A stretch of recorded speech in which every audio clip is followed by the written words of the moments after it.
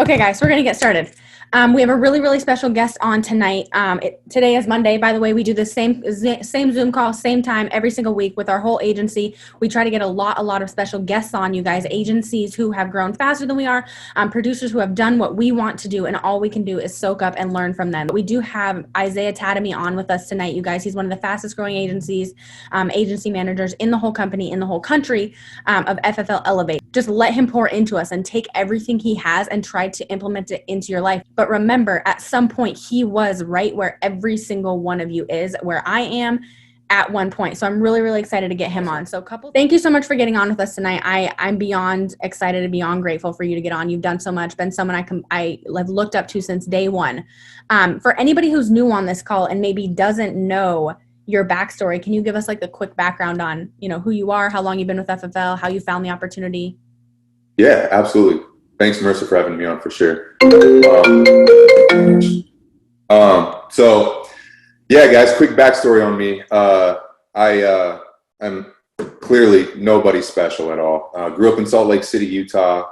I was a student athlete, played basketball basically my entire life, and was fortunate enough to play at the college level. I grew up in a household where both of my parents were pretty strict on me. They said, hey, you got to go to college to get a good job, to move up the ladder and that kind of thing. So that was literally my entire vision of life. I had the idea that I was going to be like an executive employee at some company someday.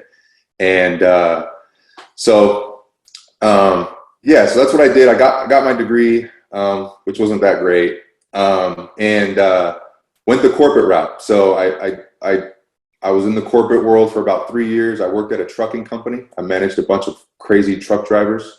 They're nuts, by the way. And so I was in charge of like their routes, where they pick things up, all that kind of stuff. And I was just really unhappy because I felt capped. I felt like I was meant to do more. In fact, I had one of my employees, not one of my employees, but someone there at the office that I sat next to there. He's like, don't you have a degree? Like, what are you doing here? And I'm like, damn, what am I doing here? And so it was kind of funny. I was at the gym, and I met a guy that was in the insurance business there, and he worked at another company, and he was trying to recruit me a little bit. I was like, man, I guess I'll kind of take a look and see how this thing works. And so I went on a ride along with him, and I shadowed him for 2 days. And I literally witnessed this guy make in 2 days what I did in like 3 weeks. And I was like, holy right? But the crazy thing was he was on a 50% contract level. But I didn't know anything about the industry really. So that's when I joined that company, did okay there. And it was like, as soon as I joined, everybody in the office that I worked at started leaving to FFL. And I'm like, man, like these guys that are leaving were like selling me the dream at this company. What's going on here? And our boss held a meeting the next day, and he was like, guys, obviously these people left, yada, yada, yada. They're going to this FFL company. You can't build a business there. If you want to be in the field for the rest of your life, that's where you go. Go do that. And just the way he was talking, he was so like, I could tell he was on edge. He was a little nervous, and I'm like, something's up. So I did a little bit of research. I was calling people, and I'm like, damn, like everything he said was completely wrong. And so that was January 2019 when I first started here at Family First Life. And fast forward a little over 3 years now. It's just crazy. The thing is though, is like, 3 years is not that long, but it's also a long time, because what I've done in 3 years, people are now doing in like 9 months. That's crazy. So I just think, the foundation has been laid, and people are just leveling up, it's forcing everybody to just operate at a higher level. Andrew Taylor said something crazy to me like a year ago, and he was like, dude, the best FFL agent isn't even here yet.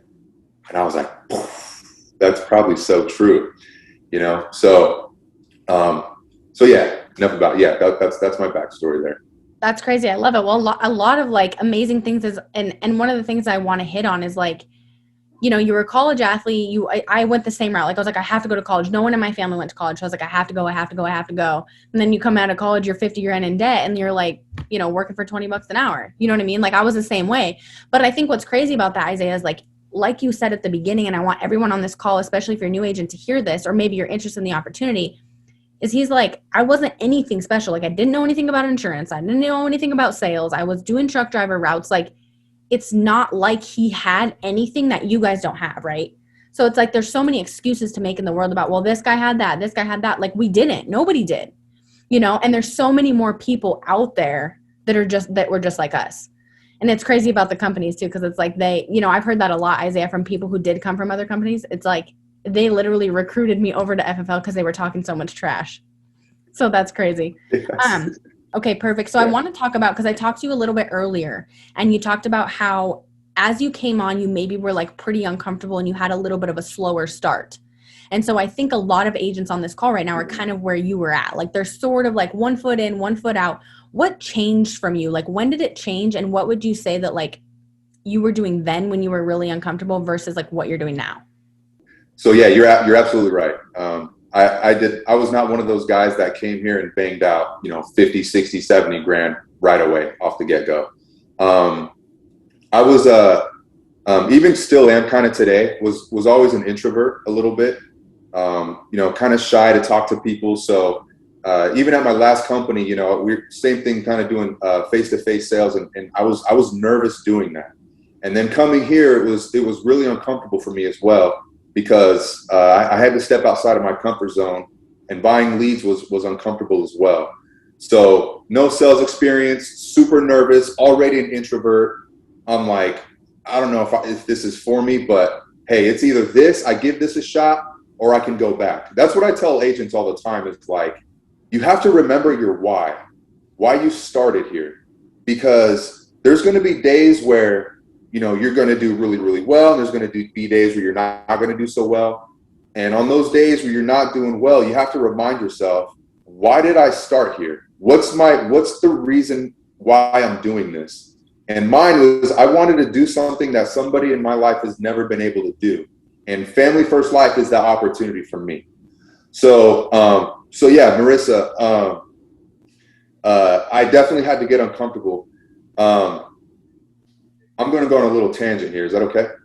Tangent all day. I'm cool. All right. So when I was kind of thinking about me doing this call here, I wrote down 7 things, okay, that I learned on my journey from start to kind of where we are now and how we got here. So if you guys are taking notes, definitely take your notes. First thing I wrote, guys, was having a running buddy.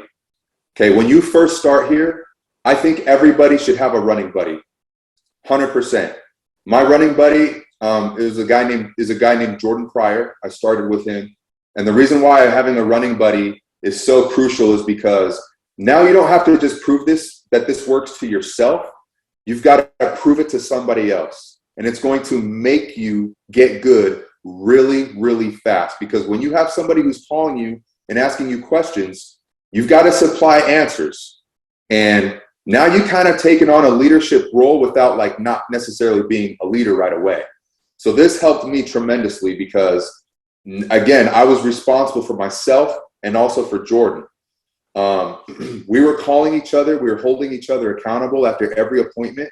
Hey, what did they say? What objections did you get? How'd you overcome it?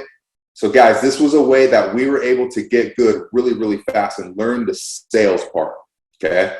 So number 1, get a running buddy. I promise you it's going to help you propel. Step 2 I wrote down was get uncomfortable. Okay.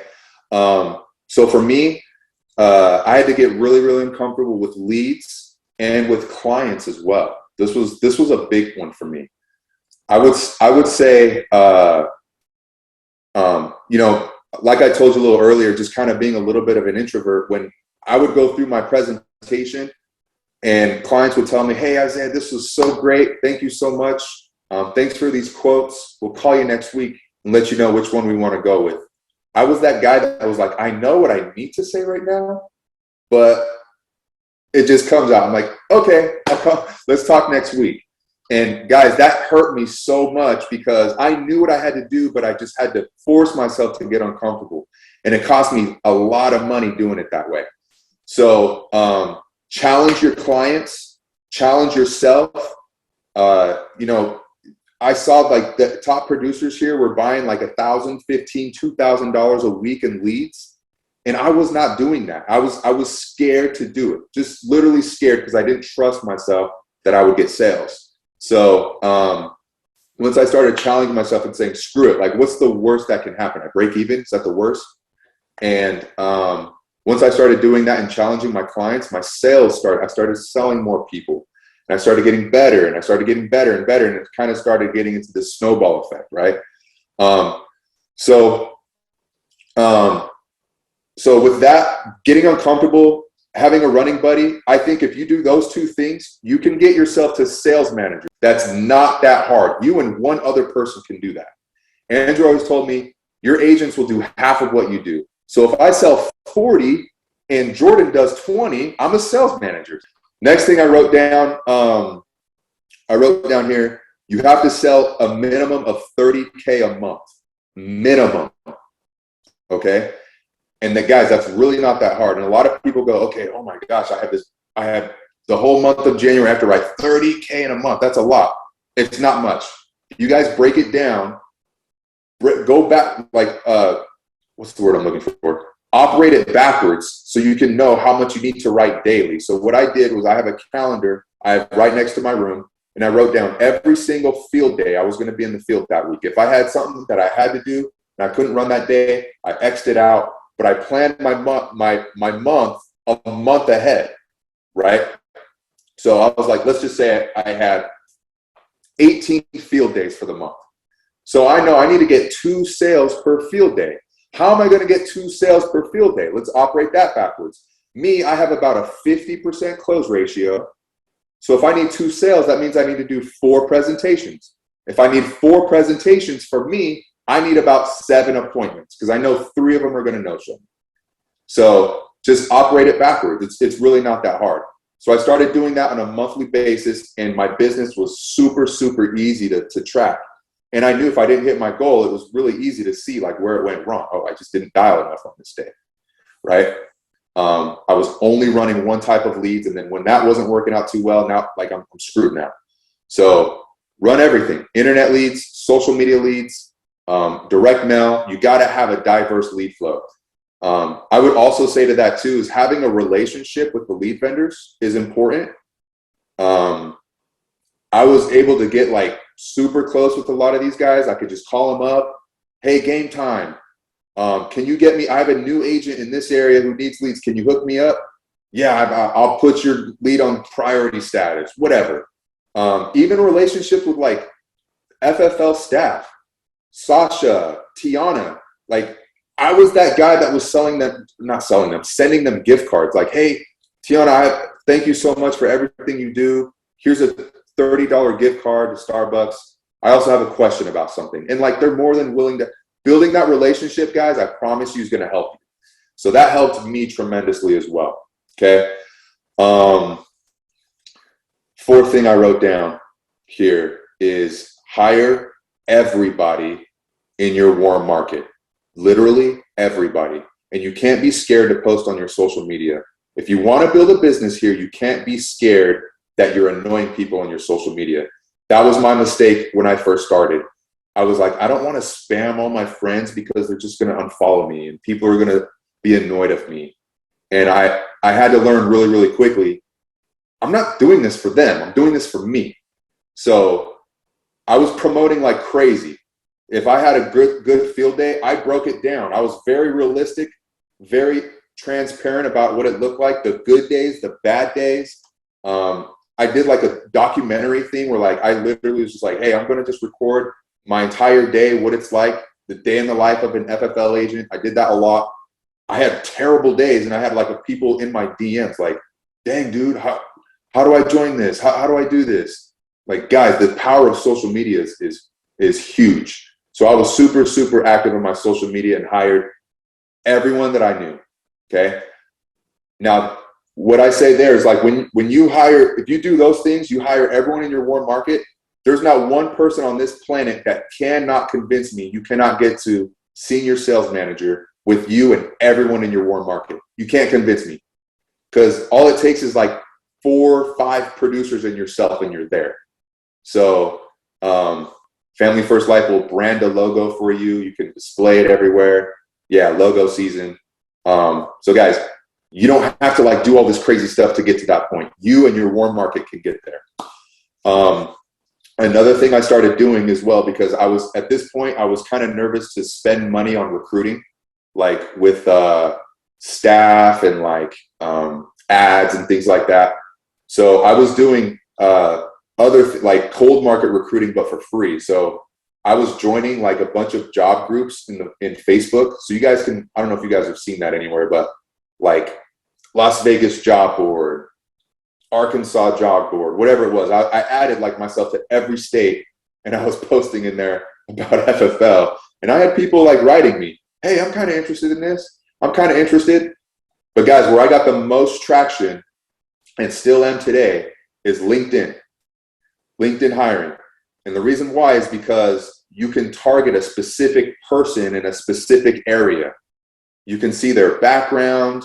So if you wanted to see life insurance agents in Baltimore, Maryland, you can literally search that on LinkedIn, and it tells you every single person who has a LinkedIn profile in Baltimore, Maryland.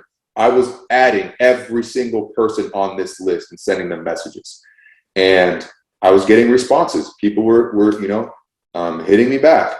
Yeah, I'm kind of interested. How do I learn more about this? Getting on the phone and just talking to people. I was running appointments, 7-8 appointments a day, and I'm on the phone all freaking day with LinkedIn recruits from freaking LinkedIn. And that's kind of how we got this ball rolling. So that was number 4. Everyone in your warm market.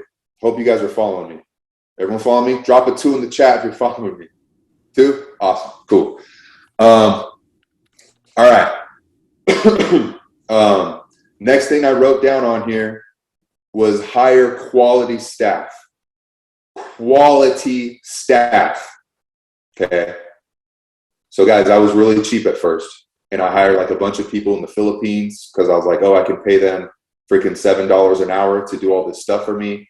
And you know what happened? I got $7 an hour results. That's what happened. And I was talking to Andrew, and I was like, dude, like if you could go back and start from day one again, if you had to change anything, what would you change? And he told me I would hire better, higher quality staff earlier. And I was like, that's really interesting. And that's actually really scary too. So what I did was, my previous company, the trucking company I was working at, we had a recruiter there that was like the number 1 recruiter in like all the branches. She was a beast. She hired like a bunch of truck drivers. So I was like, I'm just going to go out on a limb here. So I shot her a text. I was like, hey, how you doing? How's everything going? Oh, it's going great. I was like, hey, I have a crazy proposal for you. Don't think I'm crazy. Okay. And I was like, how much are they paying you? She's like, I'm making like 55 grand a year in bonus. And I was like, 55 grand a year? Damn, like that's more than I made last year. I'm like, all right, screw it. Let's just give it a go. So I was like, how would you like to make 60 grand a year plus bonus, and you can work from home and be with your kids, and you can work for me? How would you like that? She's like, I would freaking love that. And I hired her. And I was like, I got to pay her 60 grand a year. I don't know how the hell I'm going to do it, but we're going to figure this shit out. Sorry if I'm swearing too much. But we love it. Sweet. So, and that's what we did. And you know what's crazy, guys? Like 6 months after I hired her, coincidence or not, I have no idea. We doubled when I hired her. It's just how it works. Okay. Hire quality staff.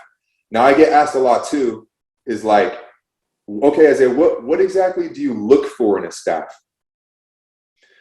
Things I look for in a staff, super simple. I'm not looking for like communication skills. I'm not looking for degrees. I'm not looking for certain skill sets. The only thing I care about is if they care about their work, and if they work hard.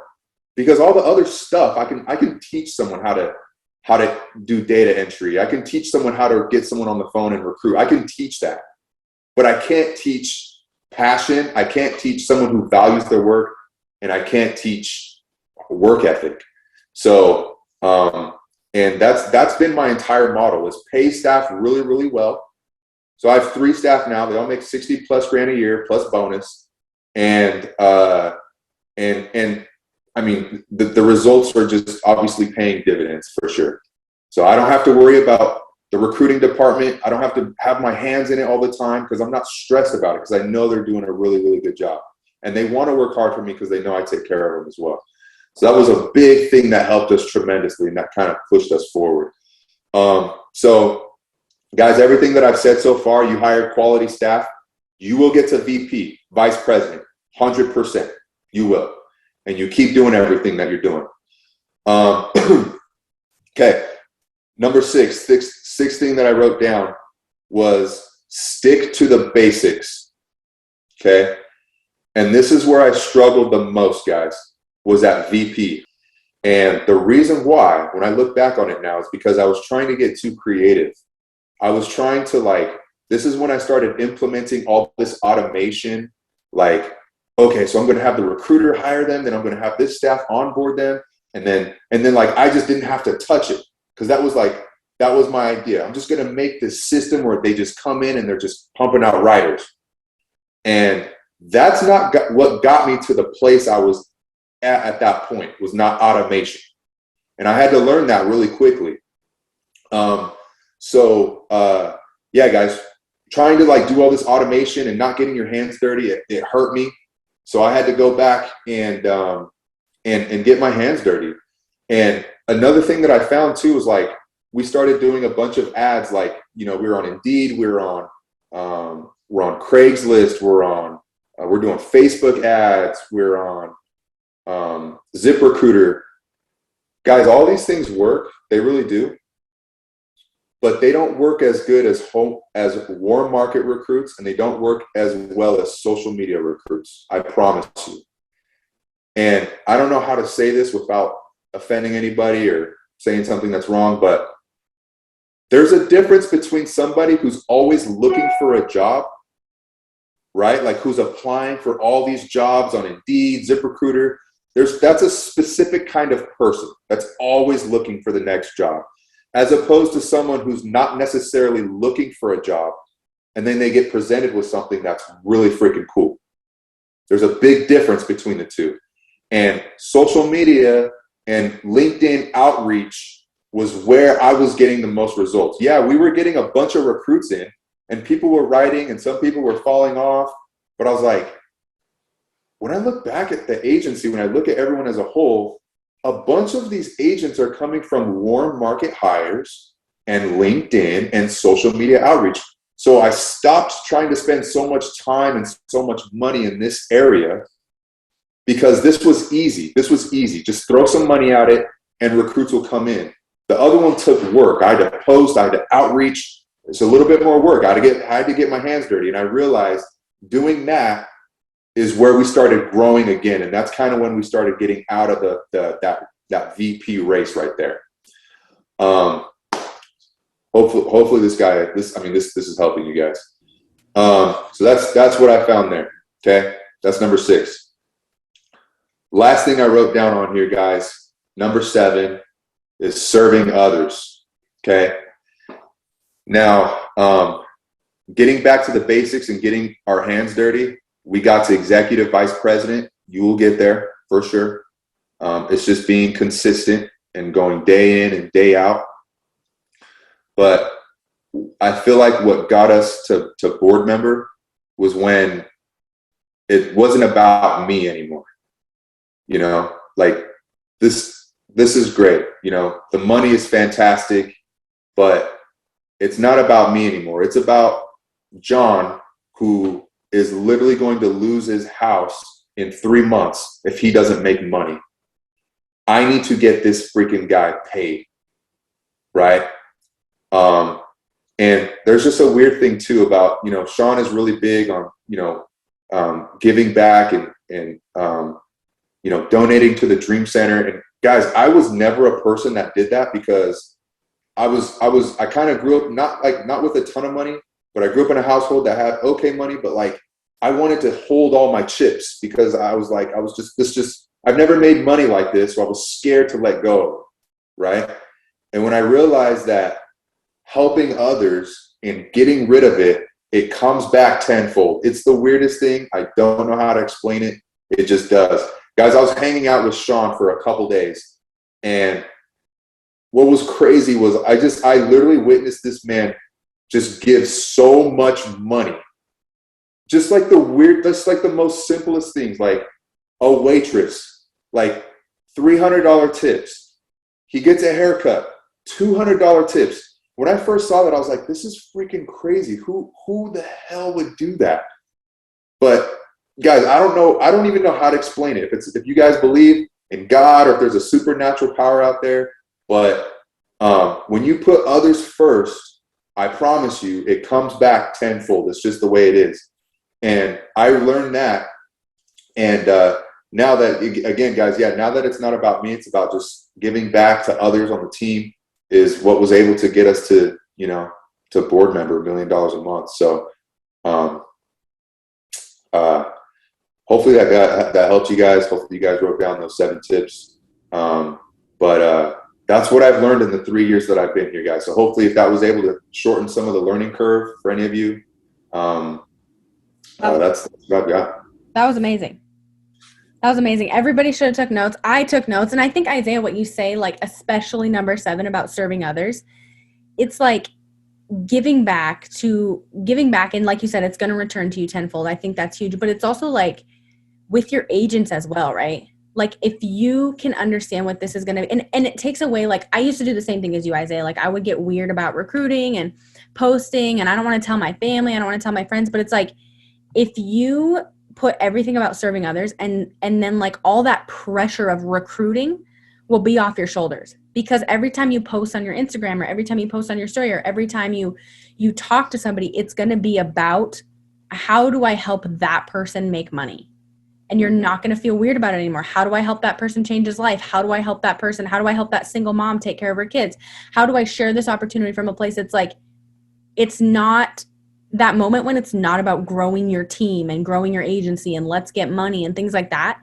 It's a whole different feeling because you're sharing the opportunity genuinely, just like Isaiah was saying, out of like, how do I get this other, like, how do I make a difference in this other person's life? Which I think is so cool.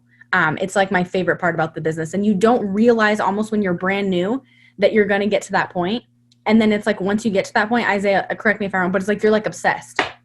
Oh my God. You're obsessed. Like you're like, I never could not do this. I never could not help other people do this. And I think that's amazing. Okay. Isaiah's 7 commandments. Spencer wrote that. I love that. Isaiah's 7 commandments. You guys, let's go over it really quick. Get a running buddy. Get uncomfortable with your lead purchases and your clients. Hire everybody in your warm market. Isaiah didn't say this because he's so nice, but it's selfish if you don't.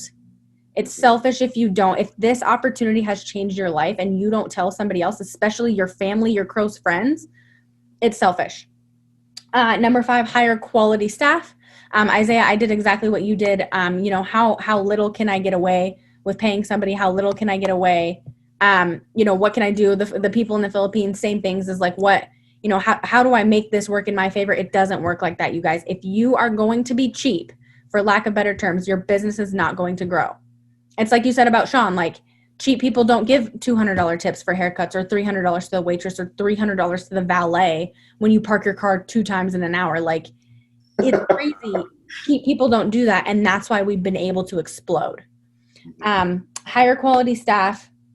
Stick to the basics. I like what you said about don't try to automate all this stuff. Keep your hands dirty. Get your hands dirty. And another thing, Isaiah, is like the system's already there.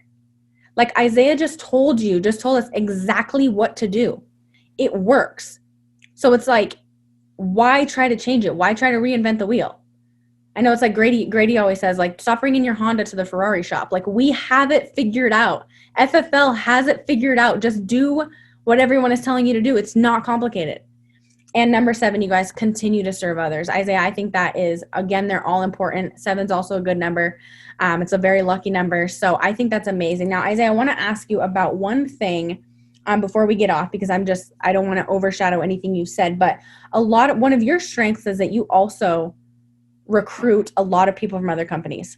And I know you came from another company, so you have that, but you get people that write a lot of business. So it's not like people just come here and they just join, FFL. You get people to work, and you get people to change their lives, and you get people to really make money. So when you're doing that recruiting, whether it's licensed, unlicensed, what are the qualities that you're looking for in those people?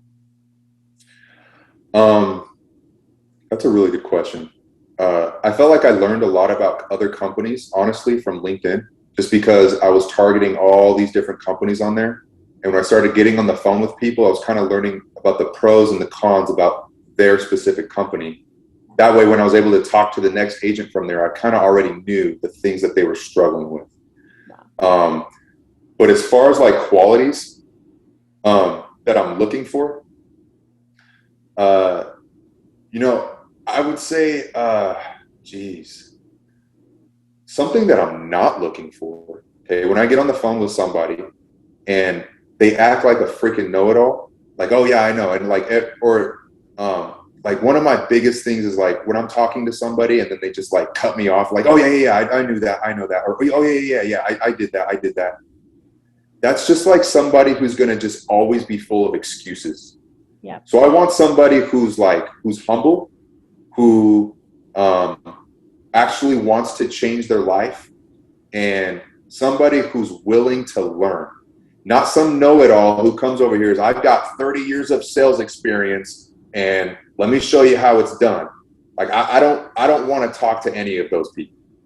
Like Marissa, you probably know, like when you hire somebody and you talk to them and you're on the phone with them, they're like, oh, I can't wait to light this up. I've got 30 years of sales experience. Just wait till what I bring to the table. You're just like, all right, here we go. Yeah. So I'm not looking for somebody like that. So I'm looking for somebody who's like, okay, here I am, help me. I'm willing to do whatever I need to do to get out of the situation that I'm in. I want to make money. I see you guys are making money. Help me, because you've done it. I literally just want to copy you. Someone who tells me that, oh my God, I love it. I'm salivating. Like, let's go. So that's what I'm not looking for. Yeah. Hopefully that answers. No, I think it does. And I think that's huge too. And FFL has such a good culture of that. Like, nobody here is egotistical. No one's saying, oh my gosh, look how special me and Isaiah are on the call. You guys, like, it's like, guys, we're not special. Nobody here is special. Nobody here knows everything. All of us were in the same position at one point. And I think that starts, from the top down. And like, even today, Isaiah, Vivian's on your team. She literally texted me today and she was like, hey, I'm watching a YouTube video of you so I can keep myself motivated because like you inspire me. And I'm like, Vivian Vile, the 100K a month producer, is watching my stuff. Like, it's like nobody is ever too good for you. No one's above you. No one's too good to help you. No one is going to shut you down when you ask for help. I mean, even Isaiah, I'm like, Isaiah, can you help our team? Like, we need Isaiah's 7 commandments. And he's like, sure, I'll be there. What time? Like, it's just such an amazing culture of like everyone winning. So Isaiah, I just can't thank you enough. I think the 7 commandments are the best thing that we could have learned tonight. I hope everyone wrote them down. We are gonna, we're gonna write them and we're gonna blast them and we're gonna do it. So Isaiah, thank you so much for getting on with us tonight. I know you've helped a ton of us, a lot of brand new agents on our team that I think were right where you were at, and I think everyone relates to everybody different. So I just really appreciate it. I can't thank you enough for getting on. Thank you so much. Thanks for having me. Hope it helps.